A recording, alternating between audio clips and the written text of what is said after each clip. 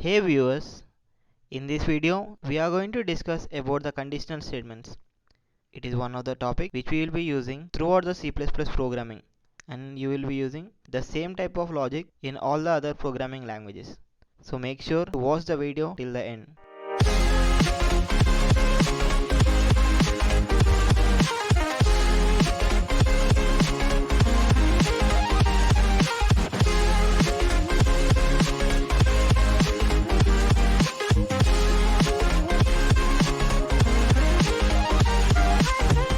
Today we are going to discuss the topic conditional statements. When we have a large amount of code, if we want a part of code to be executed only when a particular condition is satisfied, we use conditional statements. We have different conditional statements. Let's understand conditional statements with a real life example. We all need a voter ID for making a vote. So we fill up a application form and give it to the respective officer. The officer checks the application and issues us the voter ID. The officer can work comfortably when there are limited number of applications. But since we have a large population, it is difficult and time consuming process to check all the applications. So we use computers to do our work. We can give any number of applications to the computer. The computer will go through all the applications and give us the results. The computer just need to check the age. If your age is more than 18, the computer will give the output as you're allowed for the voter ID. If your age is less than 18, the computer gives us the output you are not eligible for your voter ID. So we need to write a program for this task. So let's see a program to solve this problem. First we need a variable to store the age. So I am declaring the variable as age. Then we need a if block. For that we just write a keyword if, and inside the brackets we will be writing the condition that need to be satisfied. In our example, the condition is the age should be greater than 18. Then inside the curly brackets, we will be writing the code which only needs to be executed when the condition is satisfied. If the person is not 18 years old, we need a contradict statement also.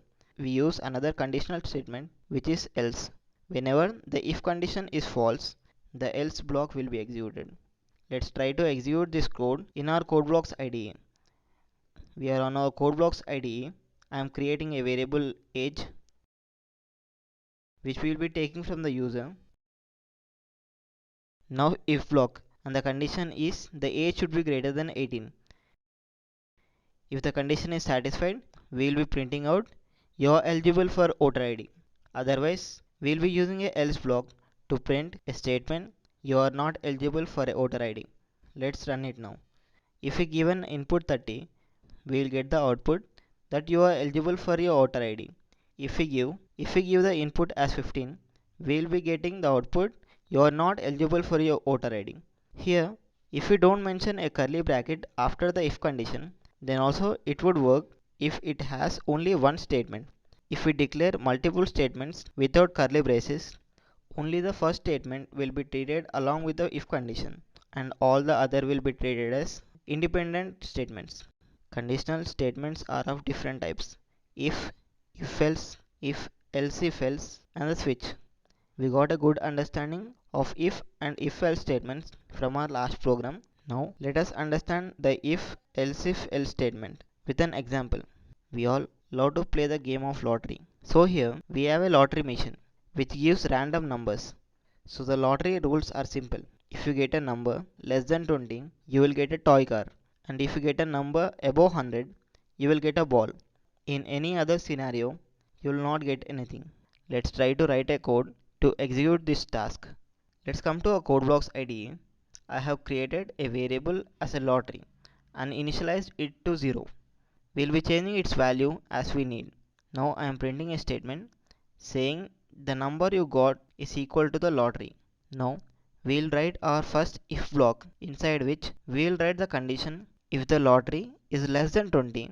Then inside the curly braces we will be printing congrats, you have won a car. Then comes the else if block, inside which we will be writing the condition if the lottery is greater than 100. We will be printing you have won a ball, else we will be printing try anytime later. We are done with our code. Now I am changing the value of lottery from 0 to 10. Let's run it now. We got our output saying you have won a car, which means only the first block of the code is executed, then it stops the process.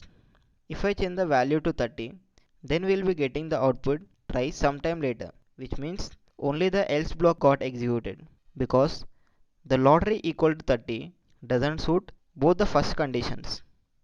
If I try to change the value to 150, we'll get an output saying you have won a ball. Now it checked first condition, it did not get the match. Then it went on to the second one, we got our match, the second block got executed. It did not went on checking the third one also. So that's all for this video. If there are any problems, you can comment down below. We will try to answer it. So let's meet in another video. Till then, keep learning and keep coding. Don't forget to hit like, share and subscribe to Autodidact and click on the bell icon to be notified on all updates from Autodidact.